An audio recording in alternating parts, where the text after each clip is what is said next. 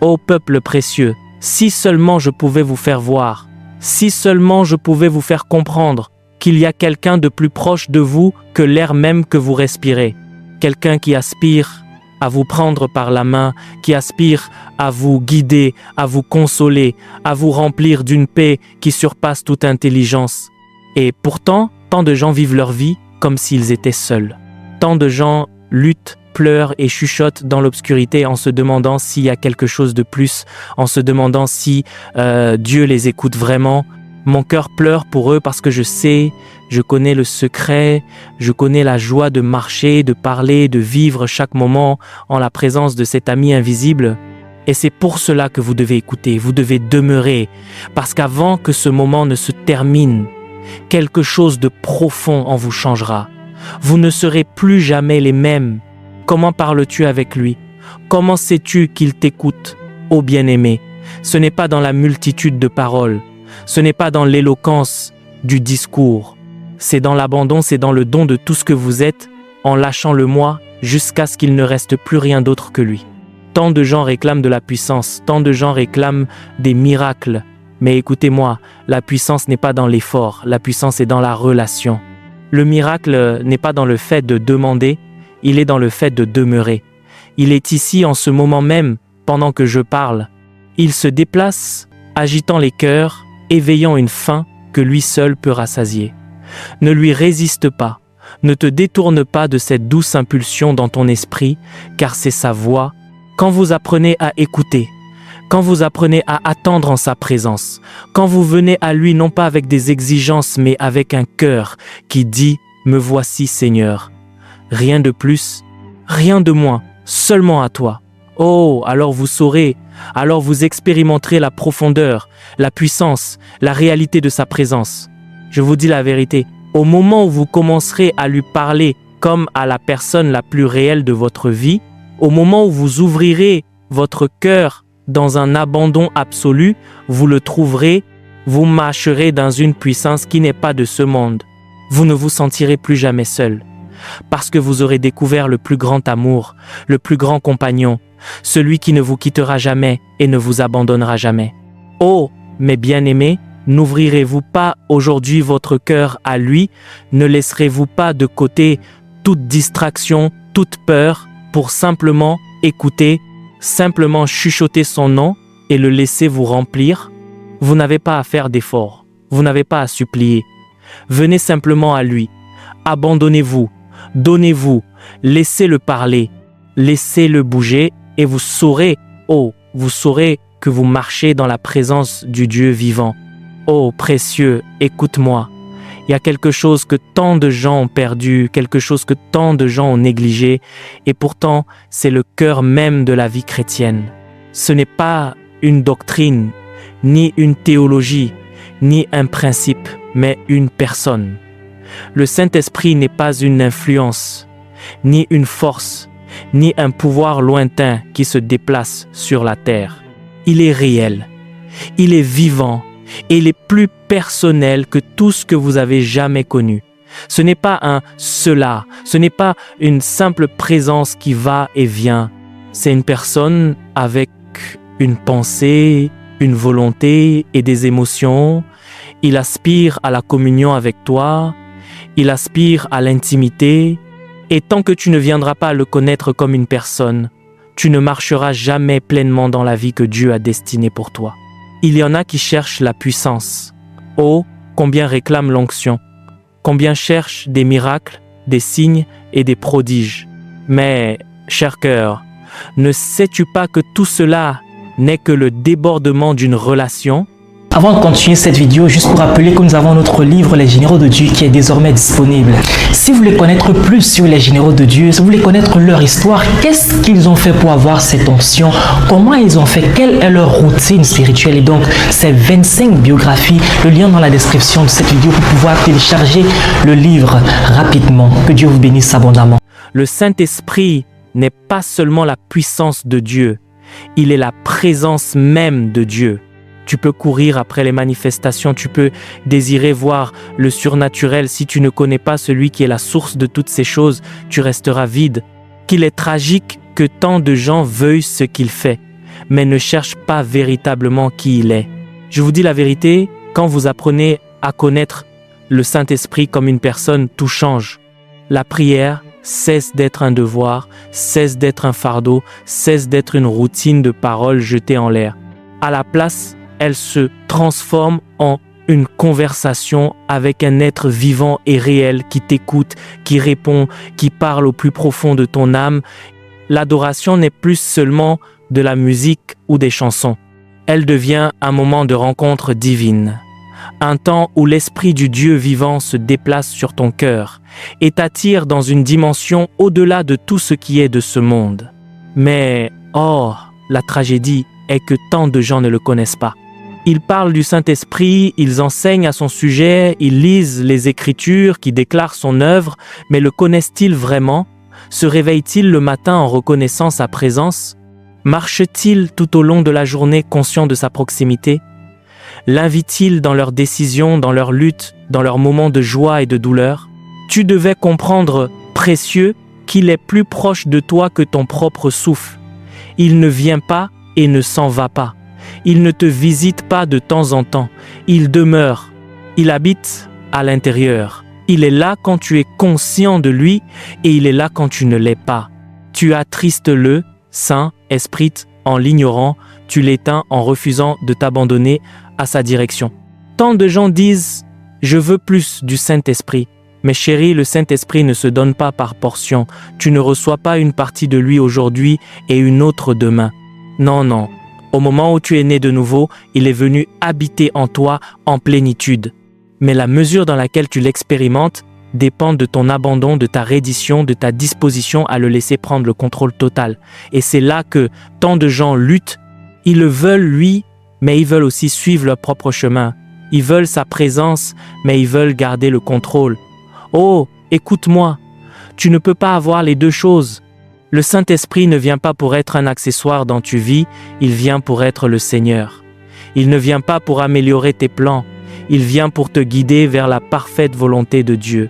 La question n'est pas « Combien du Saint-Esprit ai-je » La question est « Combien de moi le Saint-Esprit a-t-il » Le connaître comme une personne, marcher avec lui, parler avec lui, vivre en communion quotidienne avec lui, c'est le secret de la vraie puissance, de la vraie paix, de la vraie victoire dans la vie chrétienne. C'est la clé pour expérimenter la plénitude de ce que Jésus a promis. Parce que Jésus lui-même a dit « Il vous est avantageux que je m'en aille, car si je ne m'en vais pas, le Consolateur ne viendra pas vers vous. » Peux-tu l'imaginer? Jésus, le Fils de Dieu, a dit qu'il était meilleur pour nous d'avoir le Saint-Esprit que s'il demeurait sur la terre. Oh, quelle déclaration! Et pourtant, tant de gens vivent comme des orphelins, comme s'ils étaient seuls, alors que le plus grand cadeau a déjà été donné. Il t'attend, chérie. En ce moment même, il t'appelle, t'attirant vers un lieu de plus grande intimité. Ne le garde pas à distance. Ne le relègue pas à un simple concept théologique. C'est pas une expérience qu'il faut chercher, c'est une personne qu'il faut connaître. Et quand tu le connaîtras, quand tu marcheras vraiment avec lui, ta vie ne sera plus jamais la même. Oh, cher ami, si seulement tu pouvais comprendre la beauté, la merveille, la profondeur du langage du Saint-Esprit.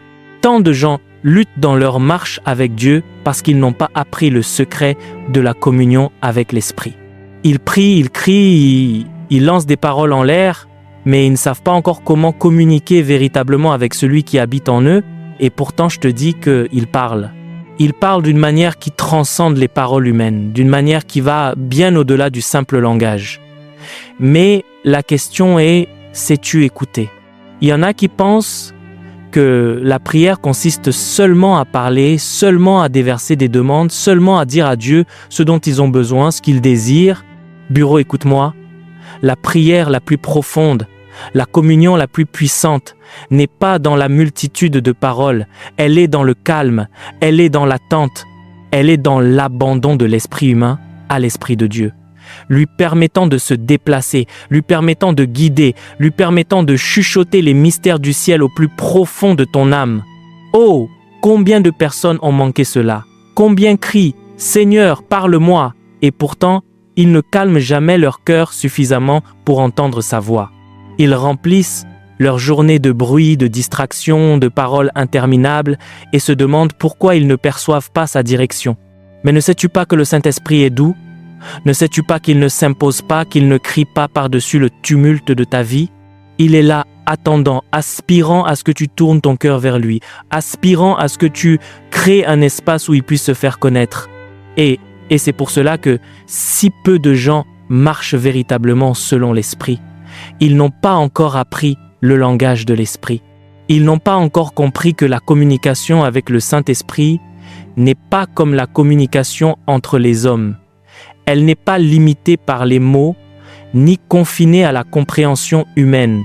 Oh, l'Esprit parle de bien des manières. Il parle au plus profond de ton âme par des impressions, des convictions, par ce savoir silencieux qui ne peut s'expliquer, mais qui est plus réel que tout ce qui se trouve dans le domaine naturel. Il y a des moments où l'Esprit de Dieu n'est pas limité par les mots, ni confiné à la compréhension humaine. Oh, l'Esprit parle de bien des manières. Il parle au plus profond de ton âme par des impressions, des convictions, par ce savoir silencieux qui ne peut s'expliquer, mais qui est plus réel que tout ce qui se trouve dans le domaine naturel. Il y a des moments où l'Esprit de Dieu se déplacera sur toi et soudain, sans qu'un seul mot ne soit prononcé, tu sauras. Tu sauras ce qu'il désire, tu sauras ce qu'il dit, tu sauras la direction dans laquelle il te guide. Et cela ne viendra pas de ton esprit, ni de ton raisonnement, ni de tes propres pensées, mais de l'Esprit du Dieu vivant en toi. Mais, chérie, tu dois apprendre à reconnaître cela. Tu devais apprendre à discerner la voix de l'Esprit, de la voix de ton propre esprit, de la voix du monde, de la voix de l'ennemi qui cherche à tromper, et comment cela se produit-il? Comment entraînes-tu ton esprit à entendre?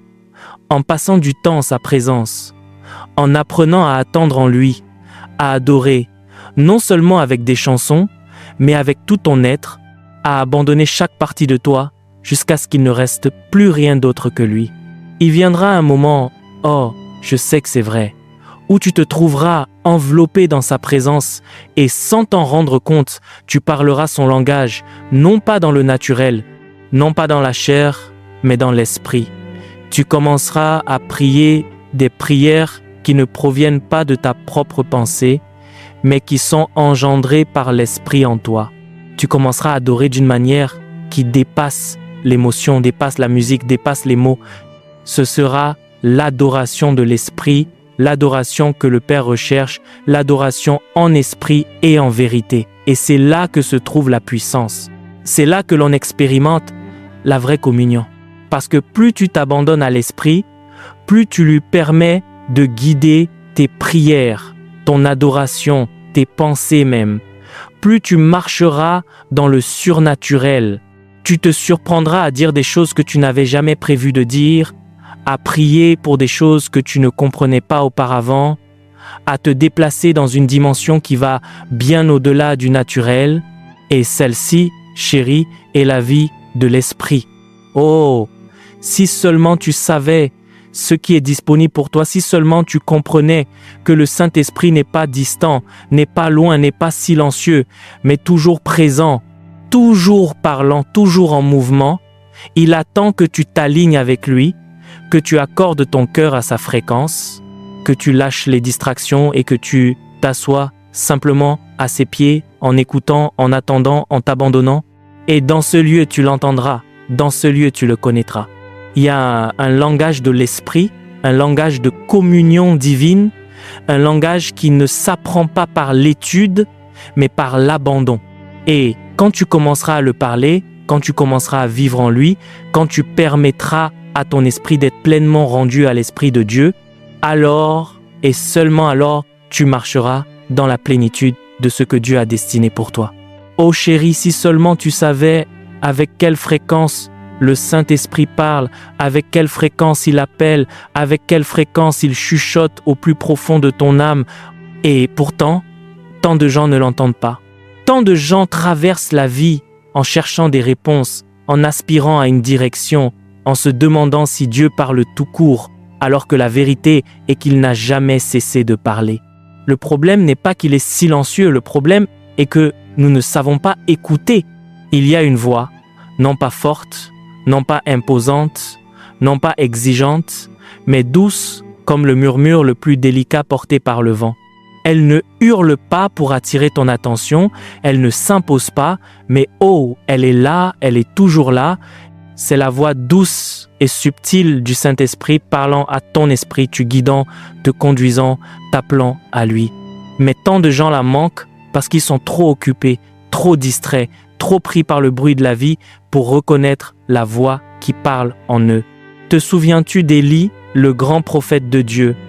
Il se tenait sur la montagne en attendant que Dieu parle, et il vint un vent puissant, si fort qu'il brisait les rochers. Mais Dieu n'était pas dans le vent. Puis vint un tremblement de terre qui secoua la terre sous ses pieds, mais Dieu n'était pas dans le tremblement de terre.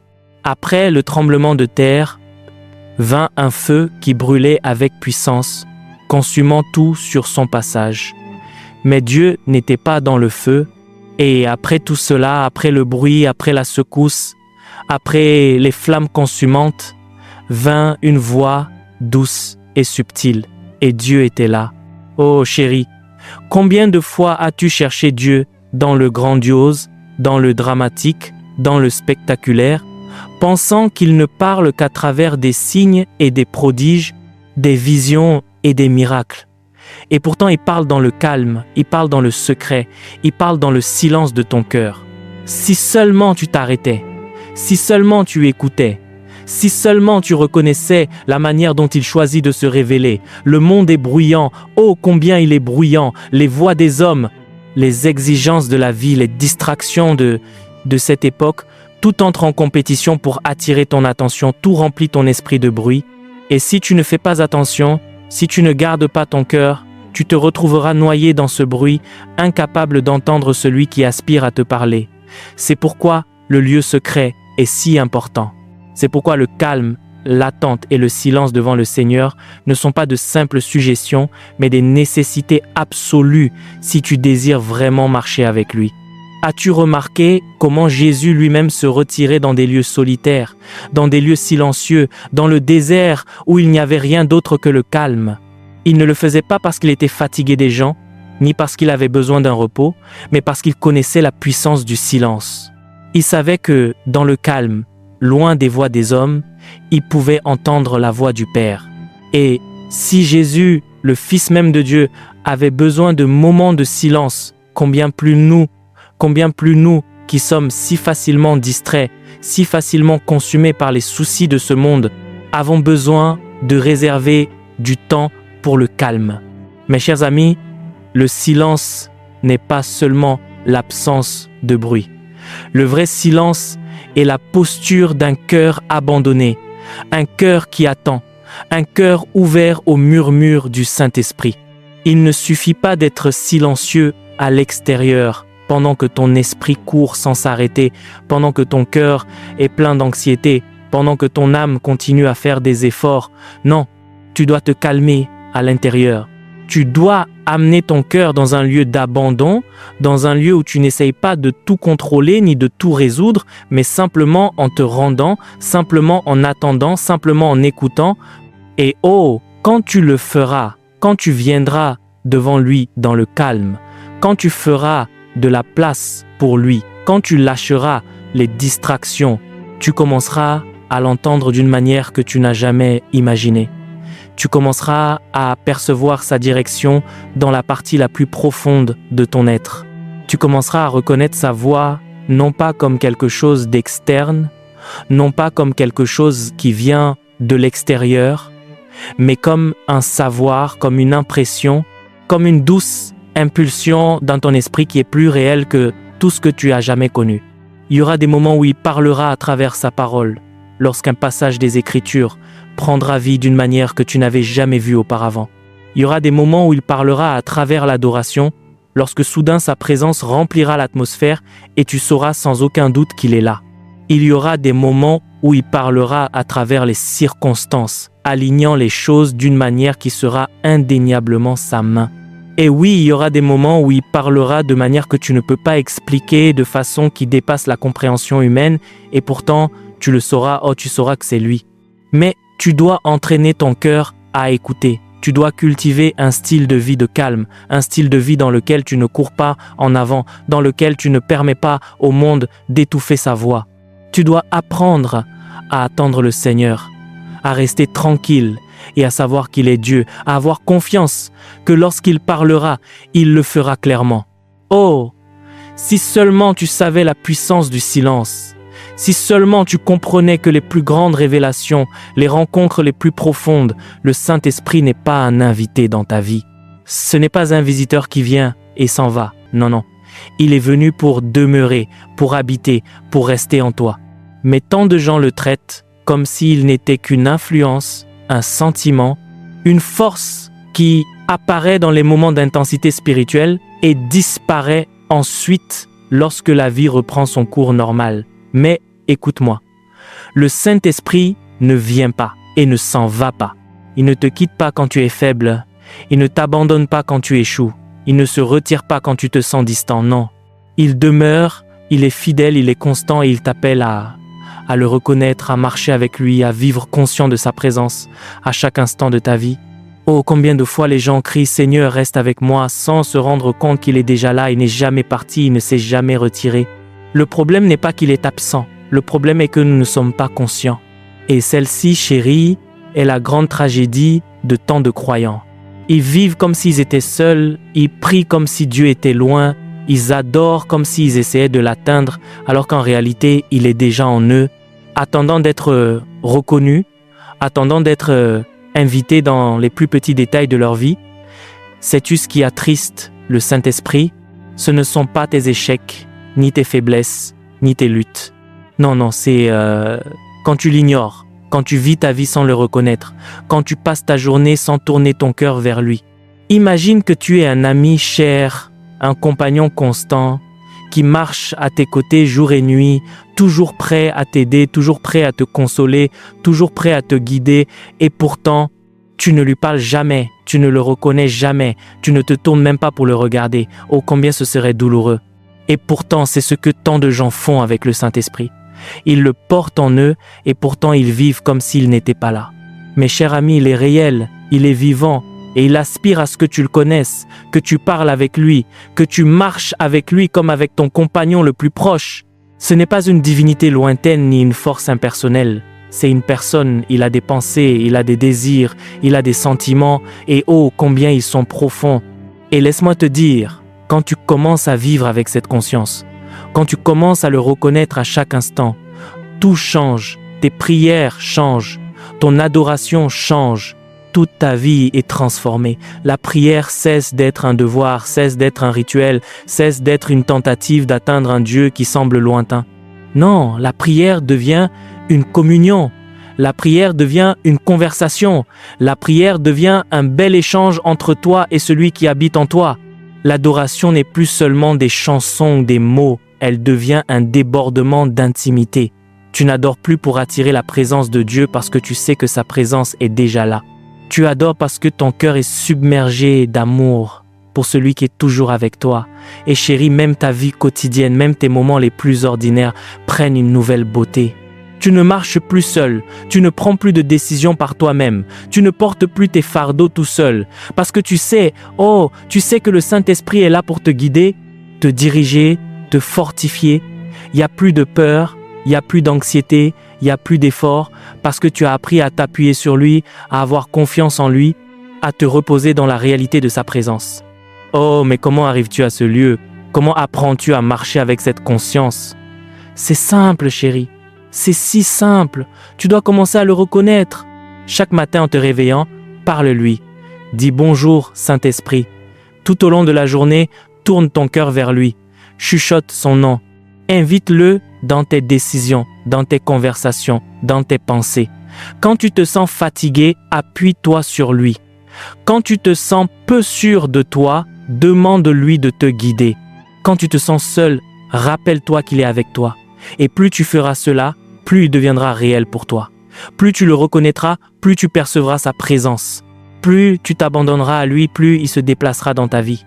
Et bientôt tu découvriras que tu ne vis plus une vie ordinaire, mais une vie remplie de la présence surnaturelle de Dieu. Oh chérie, C'est pour cela que tu as été créé. Tu n'as jamais été destiné à vivre séparé de sa présence, jamais à lutter seul, jamais à vivre comme si Dieu était distant.